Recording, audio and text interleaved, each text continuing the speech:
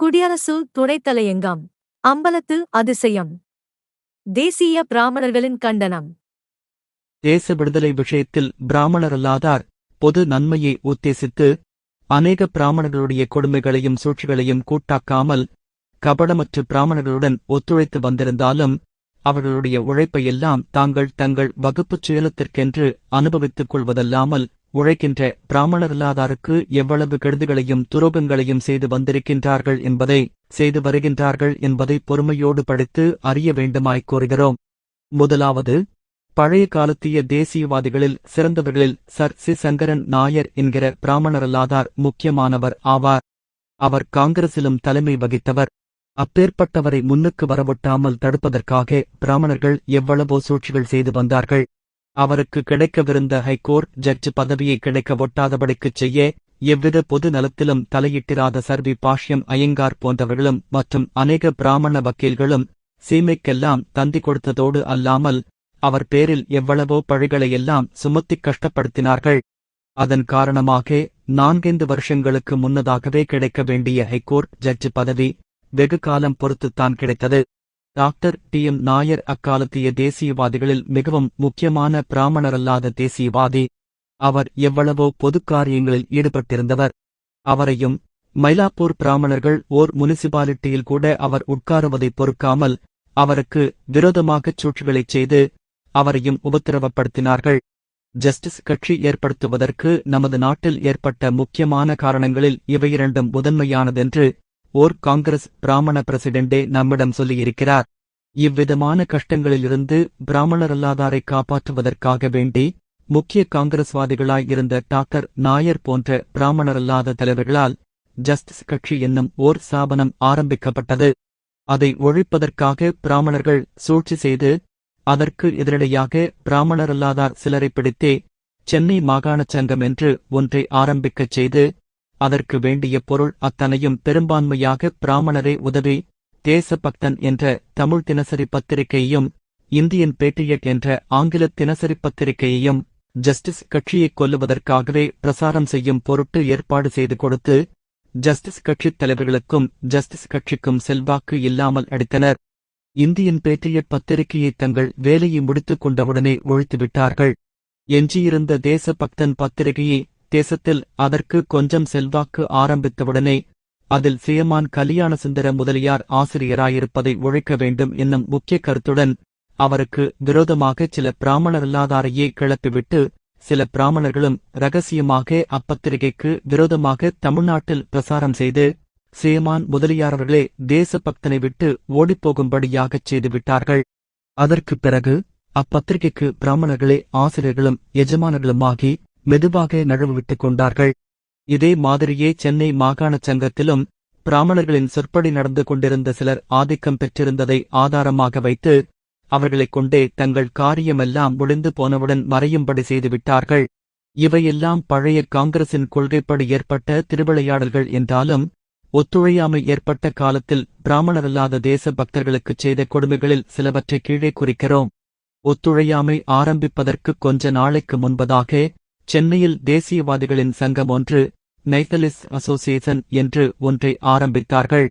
அதற்கு சீமான் சி. விஜயராகவ ஆச்சாரியார் அவர்களை அக்ராசனராக வைத்து உப அக்ராசன ஸ்தானத்துக்கு சீமான் வி. ஓ. சிதம்பரம் பிள்ளை அவர்கள் பெயரை பிரேரிப்பித்தவுடன் அவருக்கு அந்த ஸ்தானத்தைக் கொடுக்க இஷ்டம் இல்லாதவர்களாகி அதை அவர் அடையவிடாமற் செய்வதற்கு எவ்வளவோ பிரயத்தனங்களை பிராமணர்கள் செய்தார்கள்.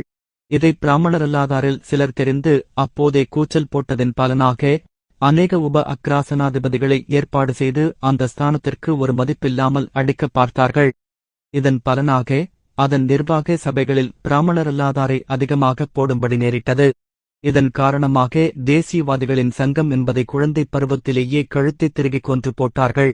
பிறகு திருப்பூரில் கூடிய தமிழ்நாடு மாகாண கான்பரன்சுக்கு சீமான் வரதராஜலு நாயுடு அவர்களை அக்ராசனம் வகிக்க வேண்டுமென்று சிலர் பிரேரிப்பித்தார்கள்.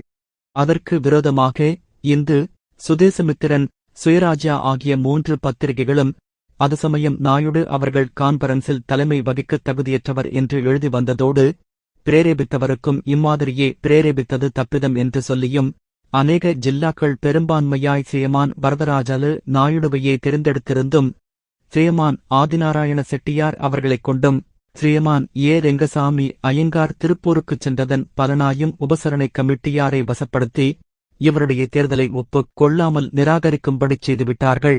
பிறகு மாகாண காங்கிரஸ் கமிட்டியார் பிரவேசித்து அவரை ஒப்புக்கொள்ள வேண்டுமென்று தங்களுடைய அதிகாரத்தைக் கொண்டு நிர்பந்தப்படுத்தினதின் பேரில் சுயமரியாதை உள்ளவர் ஒப்புக்கொள்ள முடியாதவாறு உள்ள ஓர் தீர்மானத்தைப் போட்டு அவரையே ஒப்புக்கொண்ட மாதிரியாய் தெரியப்படுத்தினார்கள். இத்தீர்மானத்தின் போக்கு யோக்கியதை அற்றதாய் இருந்தபடியால் ஸ்ரீமான் நாயுடு அதைத் தமக்கு வேண்டாமென நிராகரிக்கும்படியாயிற்று. பிறகு திடீரென்று ஸ்ரீமான் எம்.ஜி. வாசுதேவ ஐயர் அவர்களைக் கொண்டு அம்மகாநாட்டை நடத்திக் கொண்டார்கள். அதற்கு அடுத்தாற்போல் தமிழ்நாடு காங்கிரஸ் கமிட்டிக்கு அக்ராசனாதிபதியாக பெரும்பான்மையோரால் ஸ்ரீமான் ஈ.வி. இராமசாமி நாயக்கர் அவர்கள் தேர்ந்தெடுக்கப்பட்டபோது தெரிந்தெடுத்த ஒரு மணி நேரத்திற்குள் ஸ்ரீமான் வவேசு ஐயர் அவர்கள் நம்பிக்கையில்லை என்னும் தீர்மானம் கொண்டு வந்தார்கள். அந்த சமயத்தில் ஸ்ரீமான் கலியாணசுந்தர முதலியார் அவர்கள் இது ராஜ்ய நோக்கத்துடன் கொண்டு வந்த தீர்மானமல்ல என்றும் அது ஓர் பிராமணரல்லாதார் இந்த ஸ்தானம் பெறுவதை எப்படியாவது ஒழிக்க வேண்டும் என்கிற வகுப்புத் துவேஷத்தின் மேல் கொண்டு வந்தது என்றும் பொருள்பட உக்கிரமாய் அப்பொழுதே பேசியிருக்கிறார்.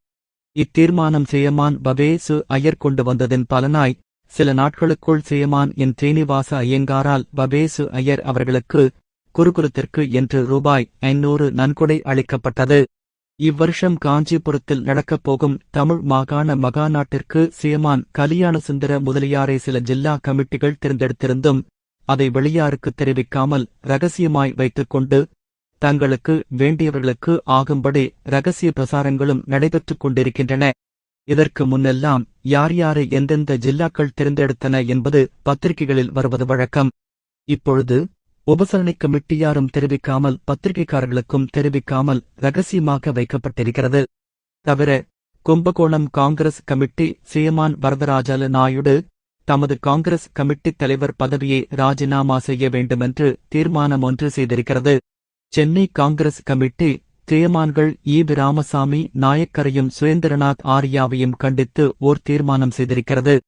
நன்னிலம் பொதுக்கூட்டத்தில் ஸ்ரீமான்கள் ஈ.வி. ராமசாமி நாயக்கர் கலியாணசுந்தர முதலியார் ஆரியா இவர்களை காங்கிரசினின்று வெளியாக்க வேண்டுமென ஸ்ரீமான் ஸ்ரீனிவாச ஐயங்கார் பேசியிருக்கிறார்.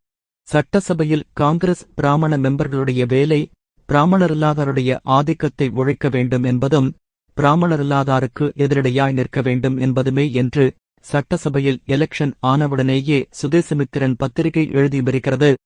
சட்டசபையில் ஒரு பிராமணர் எங்களுக்கு உத்தியோகம் கொடுக்காவிட்டால் ஒத்துழையாமை கட்சியில் சேர்ந்து விடுவோம் என சர்க்காரை மிரட்டியிருக்கிறார். அன்றி வைக்கம் சத்தியாகிரகத்தின் மூலமாய் அடைந்த தண்டனையிலிருந்து ஸ்ரீமான் ஈ.வி. ராமசாமி நாயக்கர் விடுதலையாகி தமிழ்நாட்டுக்கு வந்தவுடன் மறுபடியும் வைக்கம் போகாமல் இருப்பதற்காக வேண்டி ஓர் பிராமண சட்ட மெம்பரையும் ஓர் பிராமண அட்வோகேட் ஜெனரலையும் கொண்ட கவர்மெண்ட் 8-9 மாதங்களுக்கு முன்னால் பேசிய பழைய குப்பைகளை ஆதாரமாக வைத்து ராஜதுரோகம் முதலிய கேஸ் எடுத்து அதன் மூலமாக கைதியாக்கிக் கொண்டு போனார்கள். பிராமணர்களின் பொல்லாத வேளையாய் ஓர் பிராமணரல்லாத மேஜிஸ்திரேட்டிடம் அந்த கேஸ் நடந்தபடியால் கேஸ் ஒன்றும் ருஜுவாகவில்லை என்றும் அவர் கேஸை முடித்து தண்டிக்காமல் திருப்பி ஓட்டிவிட்டார்.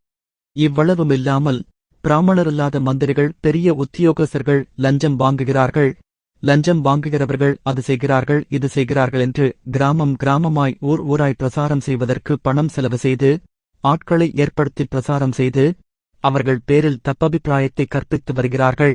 குருகுலம் சம்பந்தமாய் நடந்த மீட்டிங்குகளில் பிராமணர்கள் கல்லெடுத்துப் போட்டார்கள்.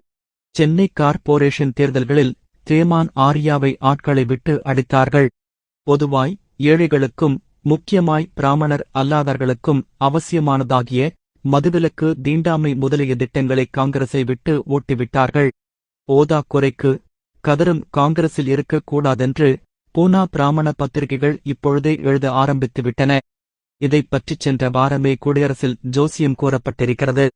பிராமணரில்லாதார் தெய்வத்தின் பேராலும் க்ஷேத்திரங்களின் பேராலும் காணிக்கை வேண்டுதல் மூலமாக கொடுக்கின்ற பணங்கள் ஒழுங்கான வழியில் செலவழிப்பதற்காக ஏற்பட்ட தேவஸ்தான ஆக்டானது பிராமணர்களுடைய எவ்வளவோ எதிர்ப்புகளுக்கும் கண்டனங்களுக்கும் தப்பி நிறைவேற்றிவிட்டபடியினால் இப்போது அந்த ஆக்டே செல்லாதென்றும் அதை எடுத்துவிட வேண்டுமென்றும் அதை இப்போது அமுலில் இல்லாமல் சஸ்பெண்ட் செய்வதற்கு இன்செக்ஷன் தடை கோரி ஹைகோர்ட்டில் மகந்துக்கள் பேரால் வியாஜியம் தொடுத்திருக்கின்றார்கள்.